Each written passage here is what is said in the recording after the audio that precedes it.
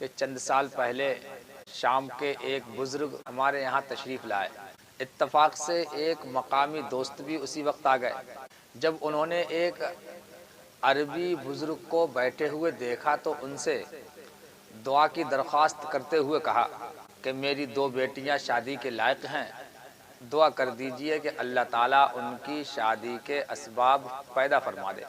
شیخ صاحب نے ان سے پوچھا کہ کیا ان کے لیے کوئی مناسب رشتہ نہیں مل رہا ہے؟ اس پر انہوں نے جواب دیا کہ رشتہ تو دونوں کا ہو چکا ہے، لیکن میرے پاس اتنے مالی وسائل نہیں ہیں، یعنی اتنے پیسے نہیں ہیں، اتنا مال نہیں ہے کہ ان کی شادی کر سکوں۔ شیخ صاحب نے یہ سن کر انتہائی حیرت سے پوچھا، وہ آپ کی بیٹیاں ہیں یا لڑکے ہیں؟ کہنے لگے لڑکیاں ہیں۔ شیخ صاحب نے تعجب سے کہا، لڑکیوں کی شادی کے لیے پیسے کی کیا ضرورت ہے؟ تو انہوں نے کہا کہ میرے پاس انہیں جہیز میں دینے کے لیے کچھ بھی نہیں ہے۔ شیخ صاحب نے پوچھا جہیز کیا ہوتا ہے؟ یہ شام سے آئے ہوئے تھے۔ انہوں نے پوچھا جہیز کیا ہوتا ہے؟ اس پر حاضرین مجلس نے انہیں بتایا کہ ہمارے ملک میں یہ رواج ہے کہ باپ شادی کے وقت اپنی بیٹی کو زیورات، کپڑے، گھر کا سامان اور بہت سارا ساز و سامان دیتا ہے، اسے جہیز کہتے ہیں، اور جہیز دینا باپ کی ذمہ داری سمجھی جاتی ہے، جس کے بغیر لڑکی کی شادی کا تصور نہیں کیا جا سکتا، اور لڑکی کے سسرال والے بھی اس کا مطالبہ کرتے ہیں، یعنی مانگتے ہیں۔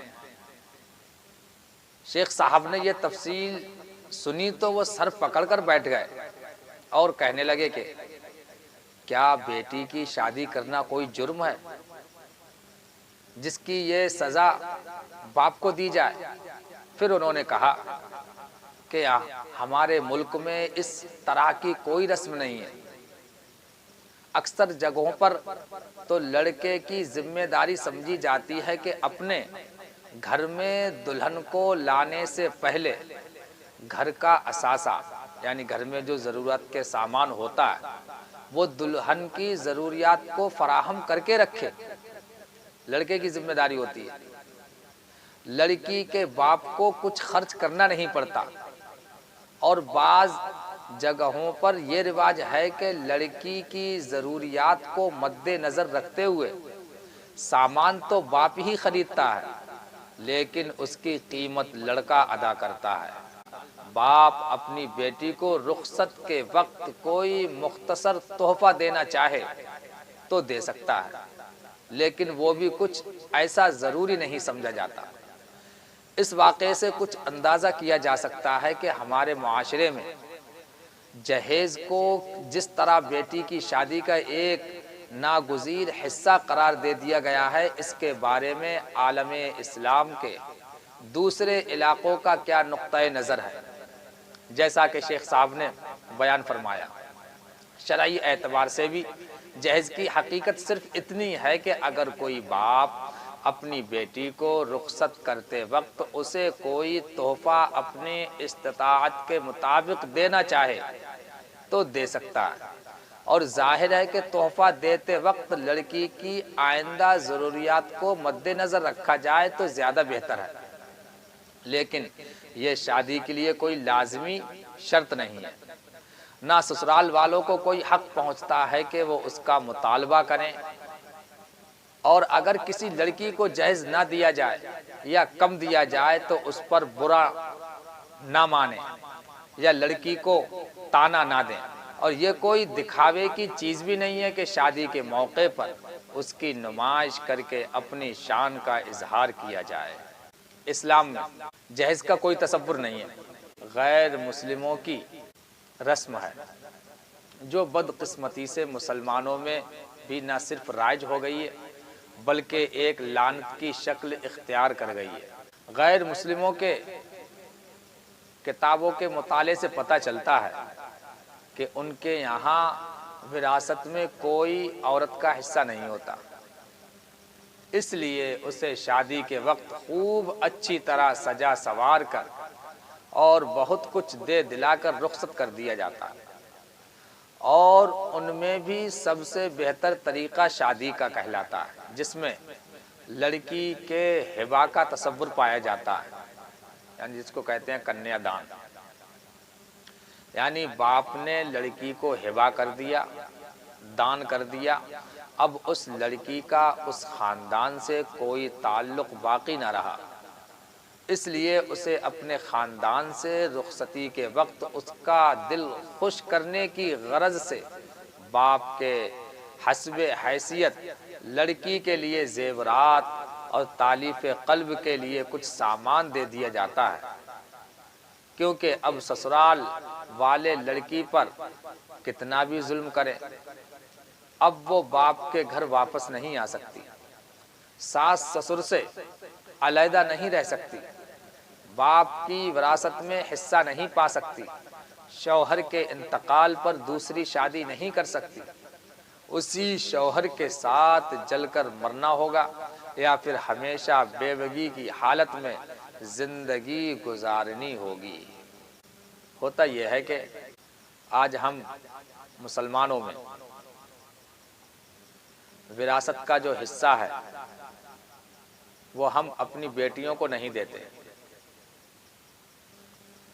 اگر ہمارے مرنے کے بعد، یعنی باپ کے مرنے کے بعد جو بھی جائیداد بچتی ہے وہ صرف بیٹوں کو بانٹ دی جاتی ہے، بیٹیوں کو کوئی حصہ نہیں ہوتا۔ یہ بالکل غلط ہے، اسلام کا یہ طریقہ نہیں ہے۔ اگر ہر باپ کی جائیداد میں سے بیٹیوں کو حصہ ملنے لگے تو شاید کوئی بھی دہیز نہ مانگے۔ ہم جو غیر مسلموں سے سیکھے ہیں، جس طرح جب وہ شادی کرتے ہیں تو ان کا یہ رواج ہے کہ نہ مرنے کے بعد کچھ دیا جائے گا بیٹی کے لیے، تو اس شادی کے وقت میں خوب سا مال و دولت دے کر اس کے لیے جہیز کے نام پر اسے رخصت کر دیا جاتا ہے۔ اب جس گھر میں وہ بیٹی چلی جاتی ہے، چاہے اس پر ظلم کیا جائے، چاہے اسے ستایا جائے، چاہے کتنا ہی نقصان پہنچایا جائے، مگر وہ اب اپنے میکے واپس نہیں آ سکتی، اور اگر شوہر کا انتقال ہو جائے تو دوسری شادی نہیں کر سکتی ہے۔ اگر آج ہم مسلمان بھی اگر اپنے بیٹوں کی طرح بیٹیوں کو بھی اپنے حصے دینے لگیں، یعنی جائیداد کا حصہ دینے لگیں، تو شاید کوئی دہیز نہ مانگے۔ یہ حصہ نہ دینا یہ بہت بڑا گناہ ہوتا ہے، قیامت کے دن بہت پکڑ ہوگی۔ اگر ہمارے ایک بیٹا ہے اور ایک بیٹی ہے تو ہم کیا کرتے؟ بیٹی کی شادی کر دی 4-5 لاکھ روپے میں، اب جو بھی جائیداد ہے، جو بھی مال و دولت ہے، جو بھی گھر ہے، مکان ہے، کھیت ہے، دکان ہے، فیکٹری ہے، وہ سب کچھ بیٹے کے ہی نام رہتا ہے، بیٹی کو کچھ بھی نہیں دیتے۔ جو بھی شادی کے وقت خرچ کر دیا صرف خالی اسی کو مانتے ہیں۔ یہ طریقہ نہیں ہے، بلکہ طریقہ تو یہ ہے اسلام کا، قرآن میں بھی ہے۔ اللہ تعالیٰ نے حصہ بٹوارہ کیا، فرمایا کہ جس طرح بیٹوں کا حصہ ہوتا ہے باپ کی جائیداد میں، اسی طرح بیٹیوں کا بھی حصہ ہوتا ہے، مگر فرق اتنا ہے۔ مثال کے طور پر باپ کی کا جو مال ہے وہ اگر 3 لاکھ روپے اور اس کا ایک بیٹا ہے اور ایک بیٹی ہے تو کیا کیا جاتا ہے؟ بیٹی کی شادی کر دی جائے اور اس کے بعد جو بھی بچے گا وہ بیٹے کا ہو گیا۔ یہ طریقہ نہیں ہے، بلکہ کیا ہے، اگر 3 لاکھ روپے ہے باپ کی جائیداد میں سے اور ایک بیٹا ہے اور ایک بیٹی ہے تو 2 لاکھ روپے بیٹے کو دیے جائیں گے اور 1 لاکھ روپے بیٹی کو دیے جائیں گے۔ ہم یہ انصاف نہیں کر پاتے ہیں۔ یہ طریقہ اسلام نے ہمیں بتایا۔ پہلے جہیز کا یہ قانون غیر مسلموں کے اونچے طبقات میں تھا، جو بڑے بڑے لوگ تھے ان میں تھا، پھر اتنا عام ہو گیا اور اس کی مقدار میں اس قدر اضافہ ہوتا چلا گیا کہ اس کے لیے حکومت نے 1961 میں جہیز ممانعت کے نام سے ایک قانون بنایا۔ جہیز طلب کرنے یا دینے والے کو 6 ماہ کی قید یا 5,000 روپے تک جرمانہ کا سزا اقرار دیا گیا۔ یعنی 1961 میں 5,000 روپے جرمانہ تھا۔ اب اندازہ لگا لو آج کے دور میں کتنا ہونا چاہیے، یا 6 مہینے کی قید۔ جہیز کی لعنت کے سبب ہندوستان میں نئی نویلی دلہنوں کو جلا کر ان کے ناکردہ گناہوں کی سزا دی جا رہی ہے، اور قانون فطرت اور قانون خداوندی کے ساتھ کھلے عام مذاق کیا جا رہا ہے۔ ایک رپورٹ کے مطابق 1975 میں صرف دہلی شہر میں 350 دلہنیں زندہ جلا کر یا گلا گھونٹ کر یا پھانسی دے کر موت کے گھاٹ اتاری گئیں۔ 1975 میں جون 1980 سے 1985 تک مہاراشٹر کے صرف ایک علاقے میں 200 عورتیں اسی طرح قتل کر دی گئیں۔ لکھنؤ میں ہر 5 دن میں لکھنؤ میں ہر 5 دن میں ایک نئی نویلی دلہن جہیز کی بھیٹ چڑھا دی جاتی ہے، روزنامہ دکن۔ یہ 1985 1980 کی بات ہو رہی ہے۔ ہمارے ملک میں اگرچہ زندہ جلایا تو نہیں جاتا، لیکن ایک زندہ اور بے بس لڑکی کو ساس و نند کی طرف سے زہر میں بجھے آگ میں لپٹے تیر ضرور مارے جاتے ہیں۔ اس کے علاوہ جہیز اور سسرال کی طرف سے آئے دن لڑکی والوں سے مطالبات کی قربان گاہ پر بھیٹ چڑھائی جانے والی معصوم لڑکیوں کی صرف تعداد کا اندازہ لگانا بہت مشکل ہے، جو لاکھوں تک بھی ہو سکتی ہے۔ یعنی وہ دلہنیں جو آئے دن کے مطالبات سے تنگ آ کر نہایت ناخوشگوار حالات سے گزر رہی ہوں۔ ساس اور نند کے مطالبات نے ان کا جینا حرام کر دیا۔ ایسی دلہنیں نہ تو بھکاری شوہروں اور سسرال والوں کے بیجا مطالبات پورے کر سکتی ہیں، اور نہ اپنے غریب ماں باپ پر ان ناجائز مطالبوں کی تکمیل پر زور دے کر ان کی بے کسی اور بے بسی پر اضافہ کر سکتی ہیں۔ لہٰذا یا تو وہ گھٹ گھٹ کر مرنا پسند کرتی ہیں، یا اس جنجال سے ہمیشہ کے لیے نجات پانے کی غرض سے اپنے گلے میں پھندا ڈال کر یا زہر کھا کر یا خود سوزی کر کے اس عذاب سے نکل جانا چاہتی ہیں۔ اس طرح ہر دن اور ہر آن نوخیز دلہنوں کی خود کشیوں کے واقعات میں اضافہ ہو رہا ہے۔ لہذا باضمیر دولہا اور اس کے گھر والوں کو چاہیے کہ اس بری رسم کو معاشرے سے ختم کریں۔ یہ رسم معاشرے کو تباہ و برباد کرنے والی ہے۔